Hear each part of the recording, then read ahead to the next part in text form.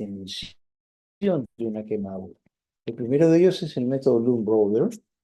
Vean ustedes, acá cada área del cuerpo, esto corresponde a adultos, cada área del cuerpo representa un porcentaje. La cabeza 3,5, ¿no? Toda la cabeza y cuello 9%, por delante y por detrás.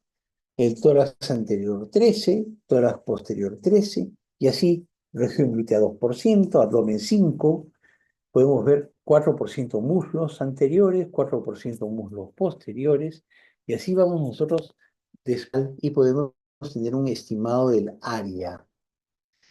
Otra forma es la regla de los números más prácticas. ¿Por qué? Porque todos son múltiplos. 4,5 posterior, 4,5 anterior, cabeza, 9% tórax anterior, 9% posterior, lo mismo brazos, antebrazos, manos, región abdominal, miembros inferiores. Entonces, esta proporción de los 9 se hace de una manera más simple y fácil para que nosotros podamos tener rápidamente, porque el tiempo es muy relevante, como lo vamos a ver ahora, muy relevante en la estimación de los porcentajes afectados por la quemadura, porcentajes corporales. Entonces, la clasificación de severidad de la quemadura van a depender del grado, ya hemos dicho que son hasta 4 grados, la causa, podemos ver que es frío, calor, radiación o electricidad, potencial de complicaciones y la extensión de la lesión, como ya hemos podido ver, la extensión de la lesión. ¿Qué podríamos poner como ejemplo? ¿Qué es una quemadura leve, por ejemplo? Una quemadura leve, menos del 10% de superficie corporal total en un adulto con quemadura secundaria. Eso es una quemadura leve. Sin embargo, si es un niño o anciano, que hemos dicho que son grupos sensibles, son grupos que tienen más riesgo de complicarse, niños o ancianos, vemos que menos del 5% de superficie corporal con quemadura de segundo grado es leve. Si es más del 5%, ya no es una quemadura leve. Y en caso de tercer grado, menos del 2% es una quemadura leve. ¿Qué es una quemadura moderada? Vamos a ver, decimos que más del 10%, 10 a 20% en un adulto con quemadura de segundo grado es moderado. En los niños y ancianos, si va de 5 a 10%, también con quemaduras de segundo grado. Y en general, las de tercer grado, de 2 a 5%. Hay que tomar en cuenta dos grupos particulares que son los inmunosuprimidos, porque son pacientes sensibles a las infecciones, así como también las quemaduras en forma circunferencial, que tienden a producir síndromes compartimentales. El síndrome compartimental es una quemadura como si fuera un torniquete, va a edema de la zona distal y eso puede producir necrosis, pérdida de la mano, del segmento de pie, requieren un manejo. Vimos un ejemplo en un slide anterior, cómo se hacen cortes para liberar esa tensión y evitar este tipo de síndromes compartimentales que se observan en las quemaduras de forma circunferencial. ¿Cuáles serían las severas? Acá tenemos otros ejemplos. Cuando es más del 20% en un adulto, más del 20% de la superficie corporal con quemadura de segundo grado. Si es niño o anciano, más del 10%. Y si es de tercer grado, más del 5%, con quemadura severa. Luego hay que tomar en cuenta, como quemaduras severas, las eléctricas de alto voltaje, porque se asocian, por ejemplo, problemas renales, y las quemaduras inhalatorias. Son un grupo muy particular, las quemaduras inhalatorias. Son quemaduras que van a afectar la vía aérea y van a comprometer la vida de la persona.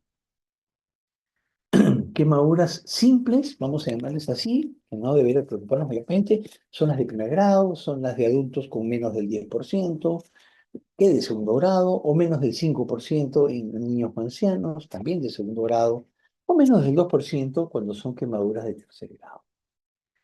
Hay que tomar en cuenta que las lesiones que afectan ojos, manos, pie, perineo, no son simples nunca, son lesiones particulares que hay que siempre tomar en cuenta porque dejan de secuelas. Asimismo, lesiones que no deben involucrar articulaciones grandes o lesiones de tipo, ya mencionamos, circunferencial. diferenciales. ¿Cuál es la recomendación? Vamos como recomendación de manera general, ¿no? A ver, acá sea,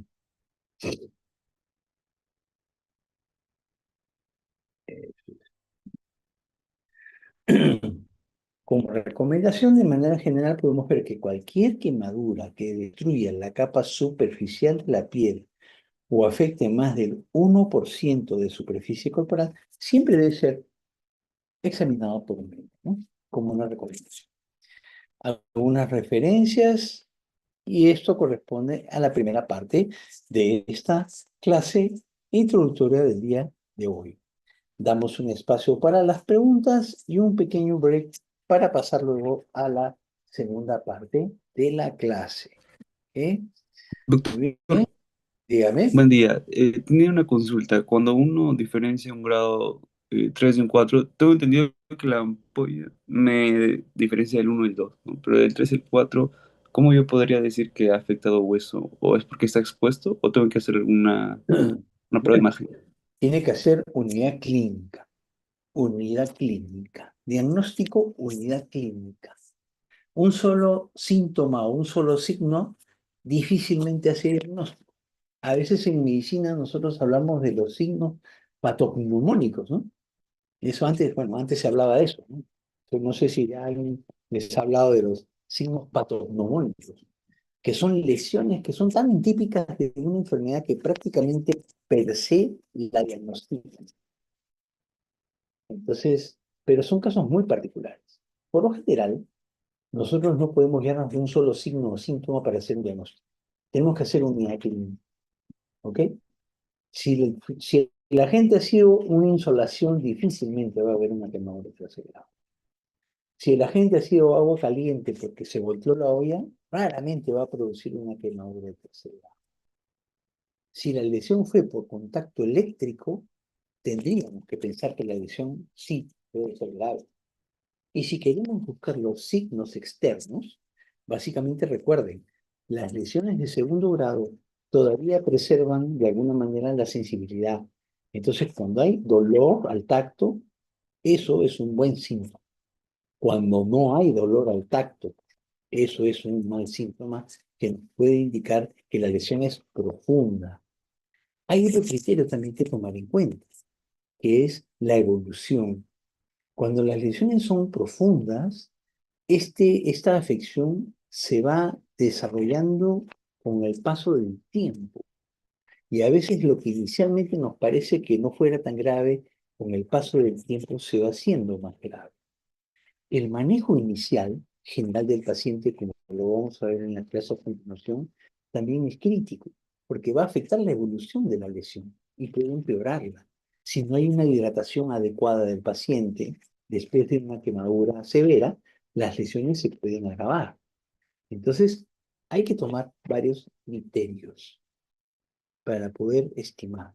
Pero si usted, como le repito, tiene una lesión muy sensible y tiene una lesión producida por agente, por calor directo, fuego directo, o una lesión por electricidad, puede usted sospechar que podría haber afección muscular o esquelética, que seguramente se va a ir definiendo con el paso de los días.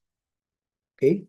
No sé si he contestado bien a tu pregunta. Sí, doctor, muchas gracias. Perfecto, Lisa. Muy bien. Muchas gracias por tu pregunta. Entonces, esta primera clase hemos visto nosotros una parte introductoria,